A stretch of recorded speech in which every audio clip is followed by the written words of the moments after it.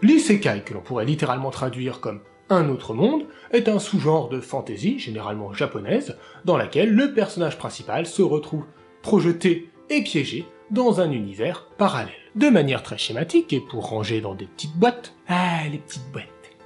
Moi j'aime bien ça, les petites boîtes. On distingue deux grands types d'isekai. Les isekai tensei, ou réincarnation vers un autre monde, donc par exemple, moi quand je me réincarne en slime, en slime.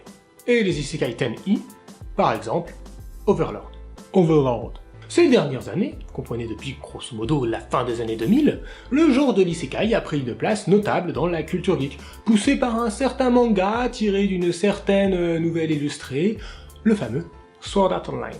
Mais cette thématique de personnages se retrouvant transportés dans un autre monde, elle n'est évidemment pas nouvelle et elle a été déjà moult fois réutilisée par des auteurs, et notamment parmi eux, des philosophes. Amis du jour, bonjour, je suis le Furet en direct de l'internet et aujourd'hui nous allons parler d'isekai et nous allons parler d'utopie.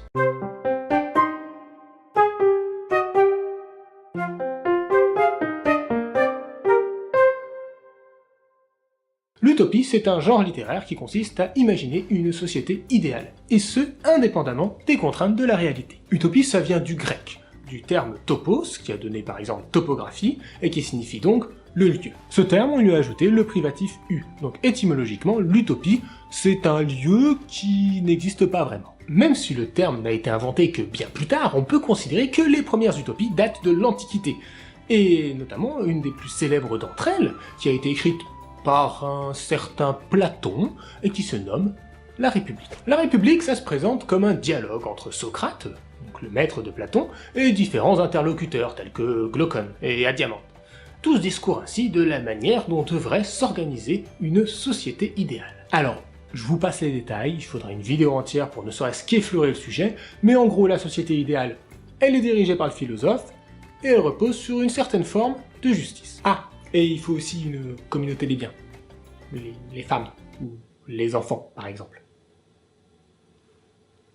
Le premier à utiliser le terme d'utopie, c'est le britannique Thomas More, qui le néologea en 1516 dans son œuvre justement nommée Utopia.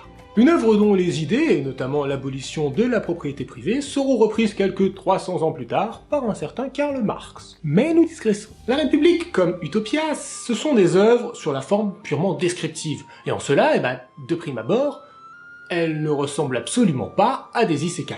Un isekai, c'est avant tout une fiction. Mais pour bien présenter, et surtout pour bien illustrer leurs utopies, les auteurs qui suivront choisiront parfois de passer par ce fameux mode narratif, en prenant un personnage du monde réel et en le transportant dans le monde idéal. C'est le procédé utilisé par Voltaire dans Candide ou l'Optimisme, œuvre dans laquelle Candide, après tout un lot de galères, finit par atteindre l'Eldorado et son modèle idéal.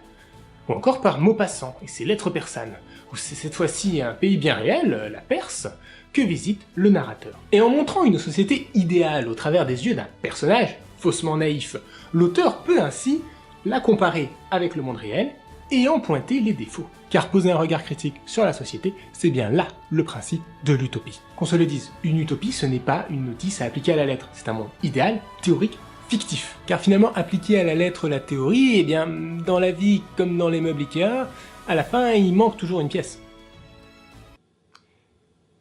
Et dans ma tête, cette métaphore sonnait beaucoup mieux.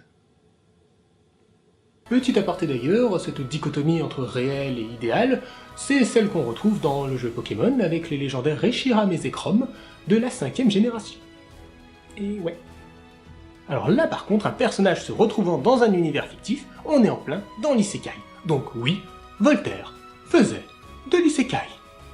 Certaines utopies sont des isekai, mais est-ce que les isekai sont conçus pour être des utopies? Comment ces auteurs japonais définissent les mondes dans lesquels leurs personnages sont projetés? Très souvent, il s'agit d'univers de jeux de rôle, voire de jeux vidéo, généralement de l'heroic fantasy. Des univers qu'il est facile de comprendre et d'appréhender, tout simplement parce que les règles sont écrites et explicites. Quand on crée un jeu vidéo, on se base toujours sur ce que l'on appelle une boucle de récompense. On donne au joueur un objectif clair, et en le franchissant, il obtient une récompense. Pareil pour le jeu de rôle, dans lequel le scénario le plus basique que peut pondre un MJ, c'est le fameux PMT, porte, monstre, trésor. Un scénario généralement considéré comme étant l'apanage des très mauvais MJ. Et cela est une grosse connerie. Elle est très digressive cette vidéo, non? En bref, pour plus de précisions sur cette thématique, je vous renvoie à l'excellente vidéo Comment les jeux vidéo peuvent nous aider de la non moins excellente chaîne Game Spectrum. Revenons-en au sujet, le choix du jeu vidéo. Le choix du jeu vidéo et le fait que ce soit un choix auquel on est particulièrement réceptif, ce n'est absolument pas anodin. Regardez ça avec la grille de lecture d'une utopie et vous verrez qu'il est tout à fait possible de le comprendre effectivement comme une critique de notre société. Une sorte de défiance vis-à-vis d'un monde où l'on perd facilement nos repères et où l'on ne se sent pas forcément récompensé pour nos efforts. Un monde où l'on pourrait avoir l'impression que la réussite sourit essentiellement aux chanceux et aux personnes arrivant à faire parler d'elles, notamment sur les réseaux sociaux, plutôt qu'aux bosseurs et aux discrets. D'ailleurs, avant d'arriver dans son nouveau monde, le héros d'Isekai, c'est un peu un monsieur tout-le-monde finalement. Généralement un étudiant ou un employé de bureau, assez sérieux, mais lambda. Et l'Isekai, c'est une occasion pour lui de repartir de zéro, de tout recommencer. Une chance qu'il n'aurait pas eu dans la vraie vie, où finalement, une fois que tu es casé dans ta petite boîte, eh bien, il est très difficile d'en ressortir. Oh, satanée petite boîte, je déteste les petites boîtes. J'ai toujours dit que je détestais les petites boîtes. Mais c'est aussi une chance qu'il va saisir de sorte à accomplir son destin d'exception. Et en cela, l'Isekai, au-delà de présenter un monde idéal, c'est avant tout l'histoire d'un moi idéal. Et voilà mes loutres, c'est la fin de cet nouvel épisode de DERP sur l'Isekai et l'utopie. Voilà. Je sais pas trop quoi raconter d'autre, donc cet épisode c'est surtout une théorie un peu farfelue qui m'est passée par la tête et que j'avais envie de partager. Dans tous les cas, j'espère qu'il vous aura plu. Si c'est le cas, n'hésitez pas à me le faire savoir par tous les moyens que vous connaissez déjà, hein. Le coup de pouce, le commentaire, le partage, ça fait toujours plaisir, ça aide au référencement. Et quant à moi, je vous dis à la prochaine, et d'ici là, surtout, n'oubliez pas, portez-vous bien, mangez des cookies, buvez du lait. Ciao! Comment sont définis ces mondes par ces auteurs japonais dans lesquels les personnages... Comment ces...